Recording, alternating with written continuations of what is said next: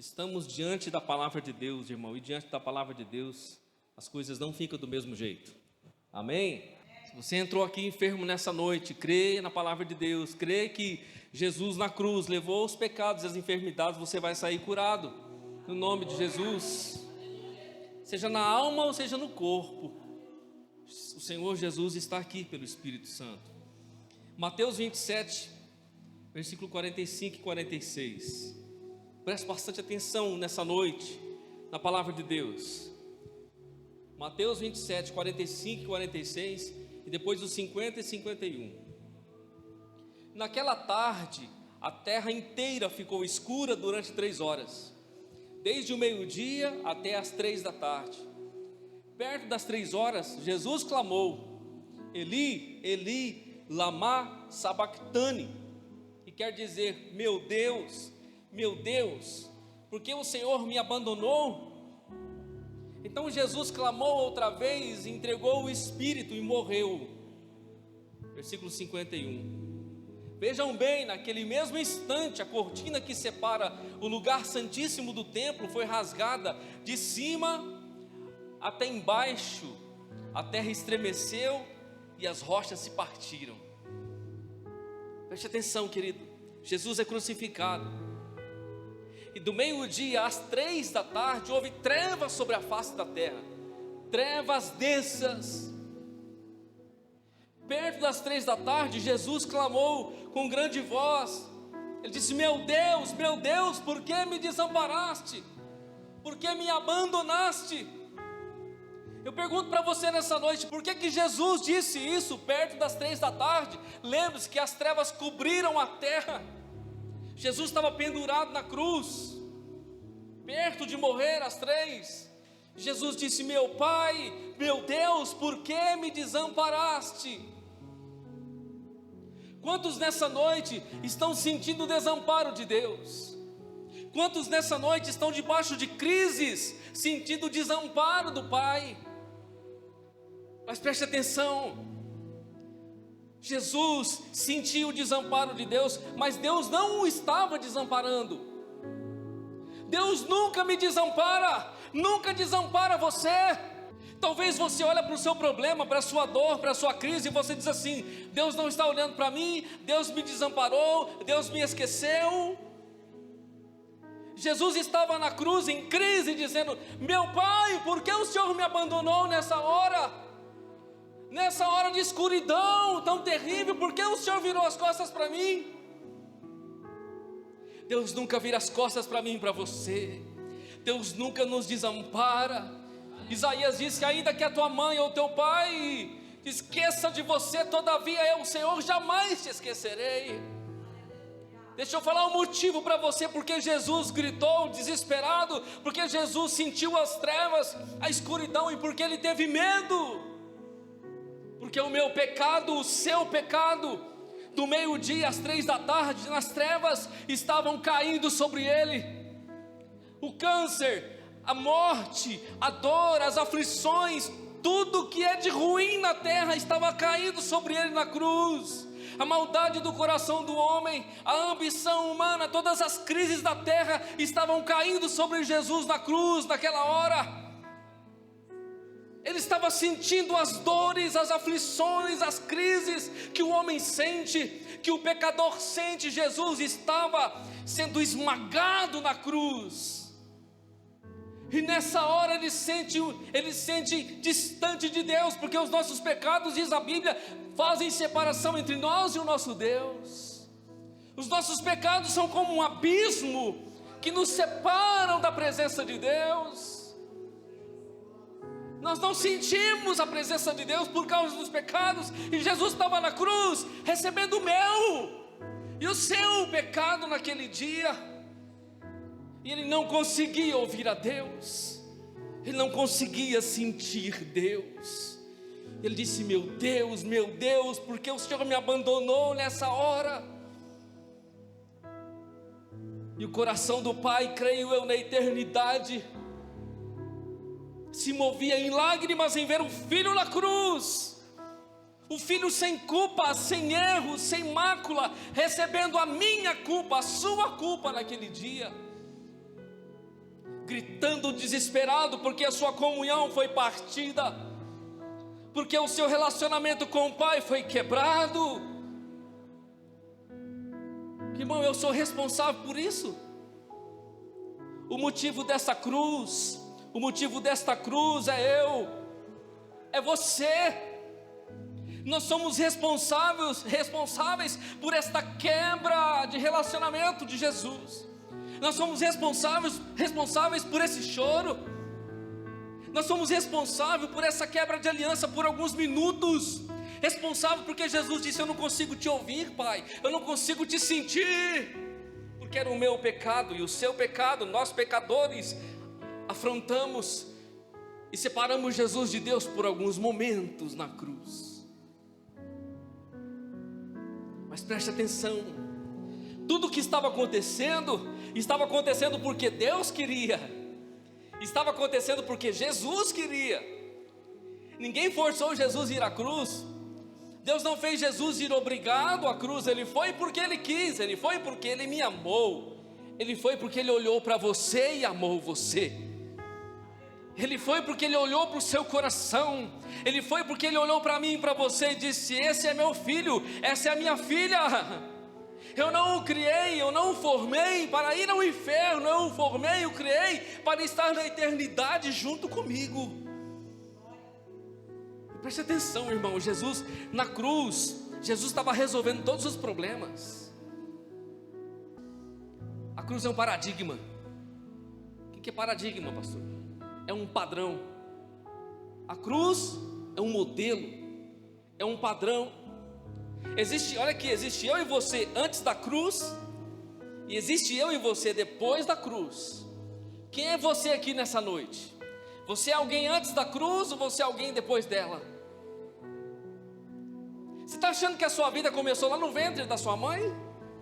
Você está achando que a sua vida começou quando houve a fecundação do esperma com o óvulo? Que se deu o embrião e se tornou ali a vida, começou a bater, a pulsar? Você está achando que a vida começou ali? A vida cronológica começou ali. A vida de carne humana começou ali. Mas a verdadeira vida só começa na cruz do Calvário. Eu e você só começamos a viver o dia que nós temos um encontro com a cruz dele, irmão. Porque aí a nossa espiritualidade encontra um ponto em Deus. Enquanto o homem não tem um encontro com ele, um encontro com a cruz de Jesus, ele continua perdido nos seus delitos e nos seus pecados. Jesus estava fazendo, querido, era uma obra para toda a humanidade, não era para a igreja. O que Jesus estava fazendo era para todos os homens e mulheres dessa terra. Por isso que a mensagem do Evangelho não é para dentro da igreja. A mensagem do Evangelho é da igreja para o mundo. A mensagem do Evangelho é para os confins da terra. E eu e você estamos aqui porque um dia nós somos ministrados por Ele. E damos manutenção em nossa alma por causa disso. Estamos aqui porque nós reconhecemos o que Ele fez. E deixa eu falar para você, irmão. Jesus revelou um lugar secreto. Jesus revelou um lugar secreto que estava guardado por muito tempo. Jesus revelou um lugar, irmão, que só um homem, uma mulher que se entrega para Ele conhece. Só quem se entrega verdadeiramente para Jesus conhece esse lugar que eu quero te mostrar nessa noite. Um lugar secreto foi revelado no dia da crucificação. Deixa eu fazer uma pergunta para você, irmão. Eu sei que nem todos pensam assim, como eu penso. Você é do tipo de pessoa que mostra o seu quarto para qualquer pessoa? Você é do tipo de pessoa que coloca qualquer pessoa dentro do seu quarto? Não precisa responder, tá? Só compreenda o que eu vou dizer. Você é do tipo de pessoa que coloca qualquer pessoa na sua casa, ou que leva até lá o seu quarto? O quarto, julgo eu, que seja o lugar de maior intimidade da nossa vida. É o lugar do seu sono, o lugar da sua oração, o lugar da sua intimidade com a sua esposa ou com seu esposo. Ou se você é solteiro, o lugar da sua intimidade com Deus. Quarto é o lugar reservado. Tem gente que não entende isso. Quando Jesus está na cruz, e Ele está dizendo: Deus meu, por que me desamparaste? Por que me abandonaste? Perto das 3 da tarde, ainda havia trevas sobre a terra, trevas densas. Chegando próximo às 3 da tarde, a Bíblia diz que houve um terremoto, as rochas se fenderam, e Jesus disse: Pai, em tuas mãos eu entrego o meu espírito. Naquela mesma hora, a Bíblia diz, nós lemos aqui, naquele mesmo instante, a cortina que estava no templo, a cortina que estava lá no templo, que separava o lugar santo do santíssimo lugar, a densa cortina, ela foi rasgada sem força de mãos, ela foi rasgada do alto a baixo, pelo poder de Deus. O que vai aparecer agora? A glória de Deus. Preste atenção nessa noite, Jesus está revelando o ambiente mais sagrado, o ambiente de maior intimidade para mim, para você. Jesus, quando morre na cruz, irmão, Ele rasga o véu sem poder de mãos, Ele rasga aquilo que separava a minha vida e a sua de entrar na intimidade com Deus. Ele revela o lugar secreto, e só não entra nesse lugar quem não quer, só não está na presença dEle quem não quer. Por muito tempo esse lugar ficou reservado, só o sumo sacerdote entrava ali uma vez por ano. Preste atenção, o sumo sacerdote entrava ali uma vez por ano para oferecer o sangue de uma vítima, de um animal que tinha sido morto e tinha sido queimado no altar. O sangue era levado e era salpicado sobre a tampa da arca da aliança, do propiciatório.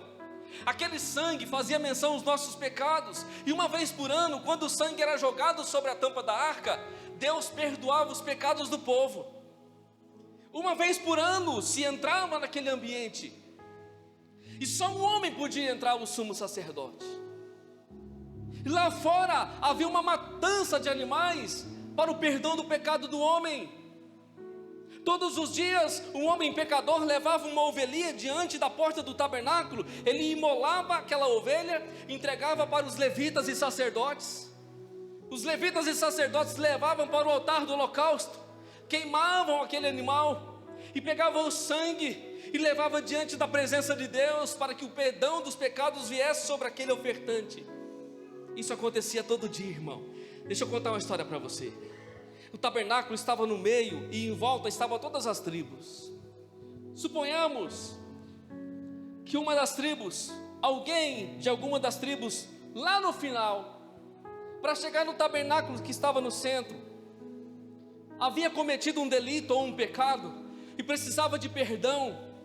Ele precisava pegar a sua ovelha e ele saía caminhando, irmão, diante de todo o arraial para ir diante do tabernáculo, e todo mundo olhava para aquele homem e dizia assim: ele pecou, ele fez alguma coisa errada. Está vendo para onde que ele está indo? Ele está indo lá para o tabernáculo, ele está indo para o templo para oferecer o sacrifício pelos seus pecados. Todo mundo percebia e via que aquele homem ou aquela mulher tinha cometido algum delito, e ele ia lá para pedir perdão a Deus. O tempo passou, irmão, o Cordeiro de Deus veio. Você entendeu? No passado alguém levava uma ovelhinha, um cordeirinho para oferecer a Deus, e quando ele chegava na porta da tenda, o próprio ofertante pegava a sua faca, o seu cutelo, e ele, Levíticos capítulo 1, do versículo 1 ao 7, ele imolava o animal, ele matava o animal, entregava para os sacerdotes. Os sacerdotes queimavam no altar e pegavam o sangue da vítima e apresentavam diante de Deus para o perdão dos pecados. A Bíblia diz que com isso o pecador tinha os seus pecados cobertos, não removidos, cobertos. O sangue era uma forma de cobrir os delitos, cobrir os pecados, as vergonhas. Mas agora nós viemos diante daquele que foi imolado na cruz, que não cobre os pecados. Jesus não está aqui para cobrir pecado de ninguém, irmão. Jesus não está aqui nessa noite para cobrir o teu pecado. Jesus está aqui nessa noite para remover o meu e o seu pecado nessa noite. porque Ele é o Cordeiro perfeito que morreu por mim e por você. Nele não havia pecado, não havia ruga, não havia mácula. O homem levava o cordeirinho na porta da tenda. Deixa eu explicar para você como era a tenda, irmão. Imagina aqui a nossa igreja. Tem aquela grade lá fora, não tem o portão lá fora? Lá era a porta da tenda. O homem não podia entrar no pátio, não podia entrar naquela parte de dentro ali. Ele imolava o animal lá fora, no portão, entregava para os levitas. Dentro do pátio, do lugar externo, onde estava o altar do holocausto e a pia, só ficavam os levitas e sacerdotes. O templo havia 2 compartimentos, o santo lugar e o santíssimo lugar, e havia cortina espessa dividindo esse ambiente. Ninguém entrava nesse lugar que estava a glória de Deus. Lembra quando o povo sai do Egito? E a nuvem, a glória de Deus se coloca entre eles e Faraó e os conduz no deserto. Deus dá uma visão para Moisés no monte, e lá Deus mostra para ele o tabernáculo. Moisés constrói o tabernáculo e a glória de Deus vem sobre o tabernáculo e a arca da aliança, e ali repousa sobre eles. Deus estava estabelecendo uma moradia, uma casa no meio do seu povo. O homem levava a ovelha na porta da tenda, não podia entrar. Só os levitas e sacerdotes estavam diante da glória, e só o sumo sacerdote podia entrar no lugar mais santo uma vez por ano. Irmão, você entende? Você entende que no passado Deus pediu uma casa, Ele veio habitar na casa, mas essa casa era restrita. Esse lugar secreto não era para todo mundo. Esse lugar secreto era reservado. Você entende que o pecador ficava da porta para fora, e quando fazia a sua oferta, a sua entrega, para receber o perdão dos seus pecados, só o sumo sacerdote poderia ofertar, poderia oferecer pelos pecados dele. Então, quando o sangue era derramado, os pecados daquele homem ou daquela mulher eram cobertos, e ele saía aliviado diante da tenda do tabernáculo para sua casa, perdoado. Só que preste atenção, a sua consciência o acusava de dia e de noite, porque os pecados foram apenas cobertos, não foram removidos. Pecados cobertos, não removidos. Eu quero que você abra sua Bíblia num texto poderoso da palavra de Deus, Hebreus capítulo 9, versículo 11.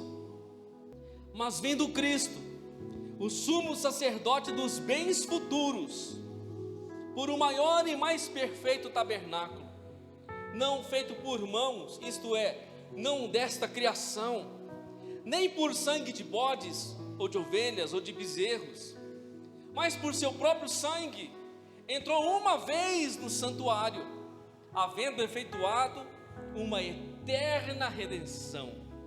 Porque se o sangue de touros e bodes e a cinza de uma ovelha esparzida sobre os imundos os santificavam, quanto à purificação da carne, olha aqui, irmão, presta atenção, se o sangue e a cinza daquele que foi sacrificado fosse jogada sobre o pecador, ele encontrava a cobertura dos seus pecados, porque alguém tinha morrido no lugar dele, um animal tinha morrido no lugar dele, então as cinzas, o sangue também era jogado e ele era perdoado.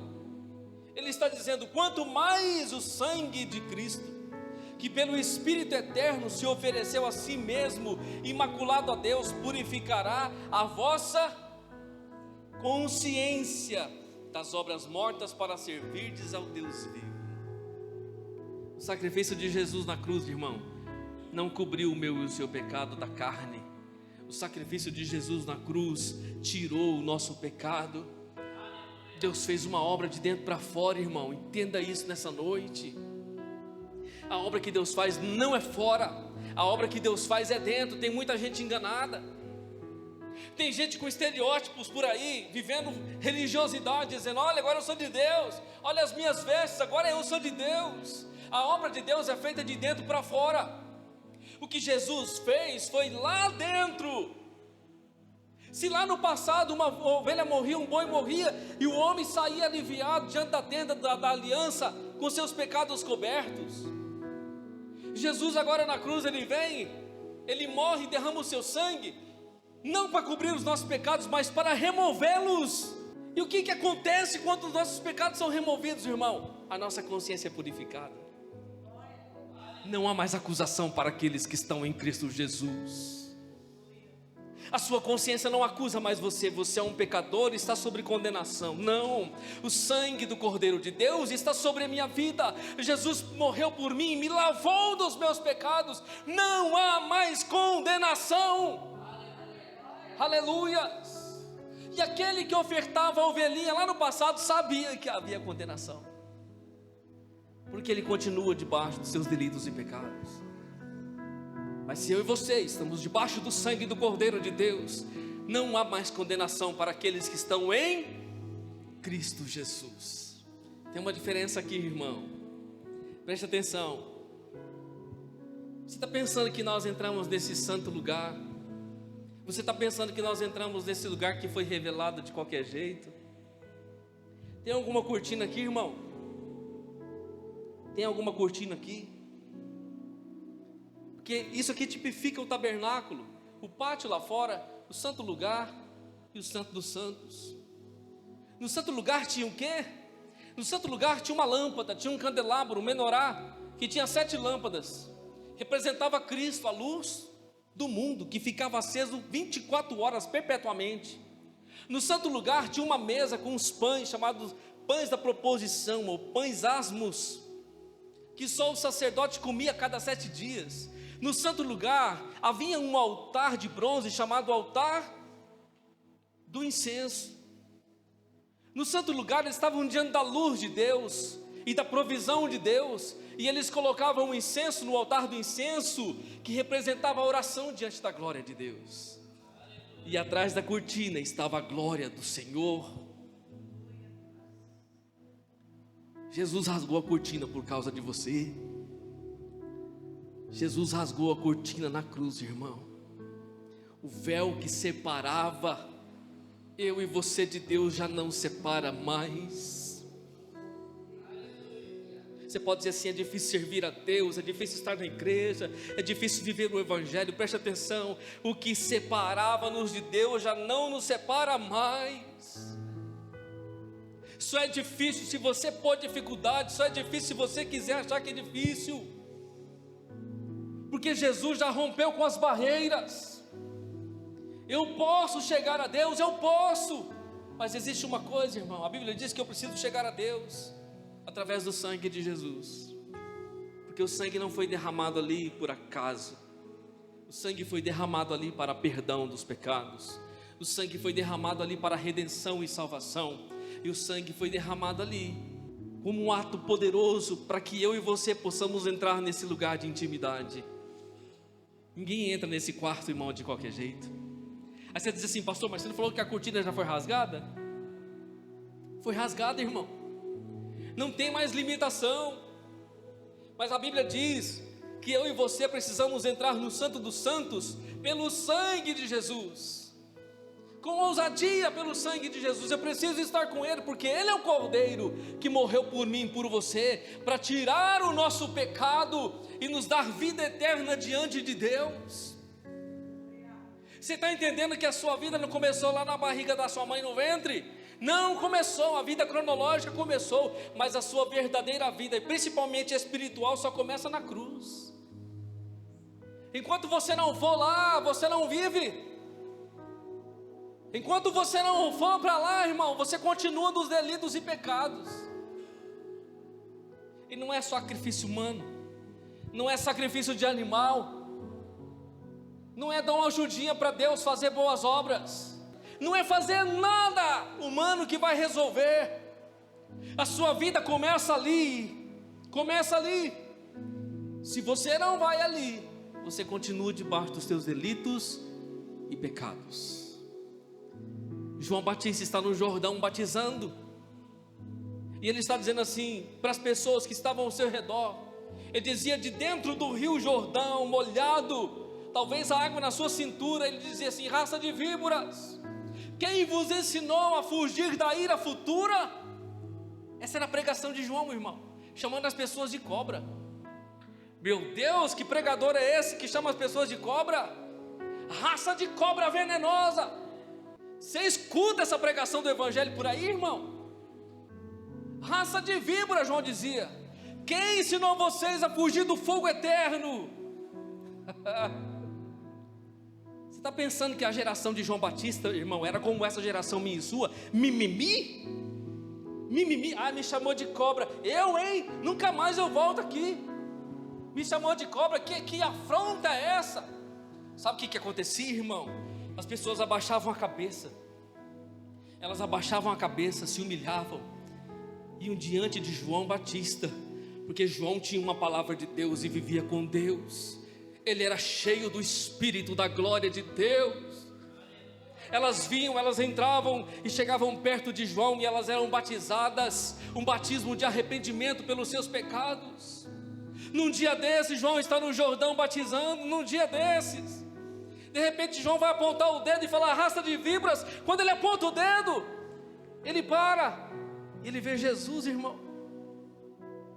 Ele vai falar raça, ele fala: eis o Cordeiro de Deus, eis o Cordeiro de Deus que tira, não que remove, eis o Cordeiro de Deus que tira o pecado do mundo. Tem alguém chegando no meio da raça de víboras que não é víbora, tem alguém chegando no meio da raça de víboras que é Cordeiro Santo. Jesus chega, irmão, João olha para ele, Jesus entra nas águas, João está dentro da água no Jordão. Jesus chega diante de João e João me batiza. Fala: eu, Senhor, te batizar, eu que tenho que ser batizado por ti, tu vens a mim? Eu sou pecador e o Senhor vem a mim? Jesus disse: João, me batiza, porque me convém cumprir toda a justiça. Jesus não tinha pecado para ser batizado, irmão, mas ele quis ser o exemplo em tudo para mim e para você. Aí João batiza Jesus, Jesus desce as águas. Quando Jesus levanta, o Espírito Santo vem como uma pomba e pousa nos ombros de Jesus. E lá do céu uma voz poderosa diz: este é o meu filho, em quem tenho eu prazer. Deus está olhando o que Jesus está fazendo, se alegra, e Deus declara lá de cima. Algumas pessoas ouviram, disseram que era um trovão. Sim, irmão, a voz de Deus é um trovão. Deus dizia: este é o meu filho, eu me agrado no que ele está fazendo. Poucos dias depois, Jesus vai à cruz, irmão, para resolver o nosso problema. Deixa eu falar para você, os seus problemas só são resolvidos ali, as suas crises só são resolvidas ali, não tem outro jeito, irmão. Aí você vai dizer assim: sim, pastor, mas vai resolver? Vai resolver? Não, eu não vou pregar um evangelho falso para você, falar assim: não, vai estar tudo resolvido a partir de agora, vai ser tudo uma bênção, vitória, vitória, vitória. A primeira crise que você vai ter está pregada ali. A primeira crise é a crise do eu. Quando eu e você nos submetemos ao evangelho, a primeira crise é a crise do nosso ego, é viver aquilo que Deus tem para a nossa vida. Você está indo para um lado cheio de projetos e sonhos, aí Deus fala assim: meu filho, ó, cancela, é para cá. Aí você fala assim: como assim? É para cá, o que eu tenho é para cá. Por aí é abismo, mas por aqui é eternidade com Deus, é céu. Jesus está revelando para mim e para você nessa noite. Na realidade, irmão, Ele já revelou isso há mais de 2000 anos. Um lugar poderoso. Você lembra que lá no começo Adão estava no Éden? Deus plantou um jardim. Foi Deus que fez uma casa.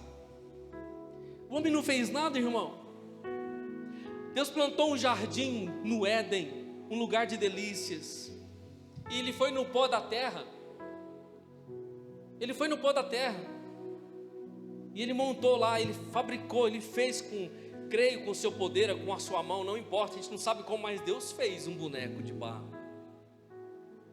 E Ele foi lá e soprou naquele boneco, que era inanimado. Eu imagino o irmão Adão saindo assim, ó, descolando da terra, saindo da terra assim, e se levantando, cheio do Espírito de Deus.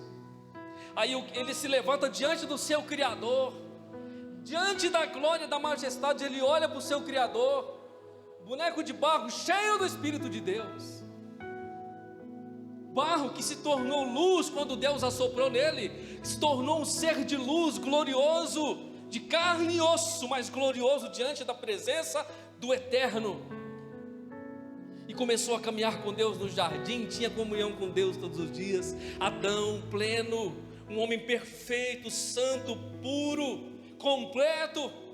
De Adão Deus tira Eva, da sua costela Ele tira a mulher. Os dois plenos, perfeitos, estavam na casa que Deus tinha feito.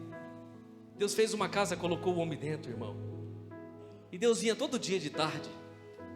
Eu vou lá bater um papo com Adão hoje, vou ver como é que foi. Mas um dia Adão cai em desobediência, irmão. O que vai acontecer? Deus não pode transigir com a desobediência. Deus expulsa ele da casa. Você vai precisar sair da casa, porque essa casa é uma casa de reverência de vida. Adão foi expulso da casa, mas Deus não esqueceu do homem. Deus proveu uma situação para se relacionar com o homem, que eram os sacrifícios do passado, até que nós encontramos a cruz, que foi o último e perfeito sacrifício, que de fato agora não nos leva para a casa de Deus. Aqui não é a casa de Deus, irmão, nunca foi. Você está achando que isso aqui é a igreja? Que esse prédio aqui é a igreja? Ou que qualquer prédio que você vê na cidade com uma placa que tem nome de igreja é a igreja? Nunca foi. A igreja aqui, ó, a igreja aqui não é eu sozinho, a igreja está aqui dentro, ó. Aqui é a igreja de Jesus, ó. E aonde é que Deus está habitando? Deus fez uma casa. Sim, lá no passado Deus fez uma casa. O homem se expulsou para fora da casa por sua atitude. Lá no deserto, quando o povo sai da escravidão, Deus faz uma casa de novo.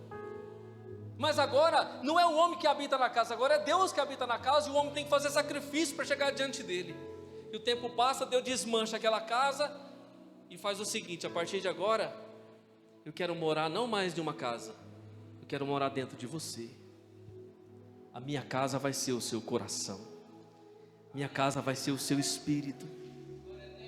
Jesus morre na cruz, irmão. A glória que estava no Santo dos Santos saiu de lá. Não tem mais ninguém olhando para a Arca da Aliança está perdida, ninguém sabe onde está e ninguém quer saber mais.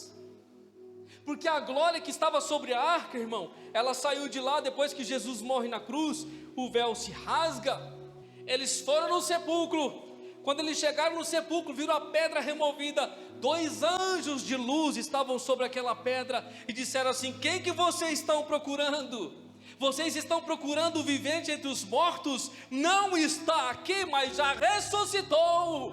E o tempo passa, irmão. A Bíblia diz que Jesus fica por espaço mais ou menos de 40 dias ainda na terra. E ele aparece para um, aparece para outro, dá provas da sua ressurreição, mostra as suas mãos, mostra os seus pés. Os discípulos estão no cenáculo com medo, portas fechadas. Jesus aparece no meio deles e diz assim: paz seja convosco. Jesus se revela para eles de maneira gloriosa. Come um peixe, come um favinho de mel. Passa o tempo, e um dia Jesus se reúne com seus discípulos. Atos capítulo 1. Jesus conversa com eles, e Jesus ascende aos céus diante dos seus olhos. Jesus é levantado, começa a pairar e vai às nuvens. E os anjos dizem assim: homens, varões galileus, por que estáis aí encantados com tudo que vocês estão vendo? Este mesmo Jesus que vossos virdes subir, é o mesmo que vai descer para buscar o seu povo, a sua igreja. Passado 10 dias, irmão, depois que Jesus subiu aos céus, eles estavam orando, buscando a Deus. Portas fechadas de novo. A Bíblia diz que de repente, foi do nada, como um milagre que Deus vai fazer nessa noite na sua vida. Foi de repente, o Espírito Santo entrou naquela casa onde eles estavam reunidos. 120 pessoas estavam orando e buscando a Deus. De repente o Espírito de Deus encheu a casa onde eles estavam. A glória de Deus tomou aquele lugar. Todos foram cheios do Espírito Santo, foram batizados pelo Espírito Santo naquele dia. Sabe o que está acontecendo, irmão? Deus está voltando para a casa dele. Deus está voltando para a casa dele. A casa dele é o meu, é o seu coração nessa noite. Deus está voltando para a casa dele. Há um desejo dele em voltar para a casa dele nessa noite. É a sua alma, é o seu coração nessa noite. O Salmo 132 diz assim: lembra-te, Senhor, lembra-te de Davi e de todas as suas aflições. O salmista está dizendo: como jurou o Senhor e fez votos ao poderoso de Jacó, dizendo: certamente que não entrarei na tenda em que habito, nem subirei ao leito em que durmo. Não darei sono aos meus olhos, nem repouso às minhas pálpebras, enquanto não achar lugar para o Senhor, uma morada para o poderoso de Jacó. Sabe o que estava acontecendo? Israel tinha perdido a presença de Deus. Lá em Siló, no tabernáculo, a arca da aliança, por causa do pecado do sacerdote, por causa do pecado deles, os filisteus vieram, fizeram guerra contra Israel e tomaram a arca da aliança. Mas naquele dia eles perderam porque eles pecaram, e os filisteus saquearam, mataram e levaram a arca da aliança, irmão. E a arca ficou anos longe de Israel, e Davi está querendo agora a arca da aliança. Davi está dizendo assim: eu não darei sono aos meus olhos, eu não vou dormir, eu não vou ficar em paz, eu não vou deixar as minhas pálpebras pararem, fecharem, eu não vou descansar enquanto eu não achar um lugar para a glória de Deus na minha vida. Davi dizia assim: enquanto eu não trazer a presença de Deus de volta para Israel, para Jerusalém, eu não vou descansar. Enquanto Deus não estiver comigo na minha casa, eu não vou ficar em paz. Enquanto Deus não voltar, eu não vou fechar os meus olhos, eu não vou ter paz. E que esse seja o meu e o seu sentimento nessa noite. Enquanto Deus não estiver habitando dentro de mim e de você, que não haja descanso e não haja sossego, mas que haja desejo por Ele incessantemente em nosso coração. Irmão, você acha que o seu interesse é tão grande por Deus quanto é o interesse dele por você?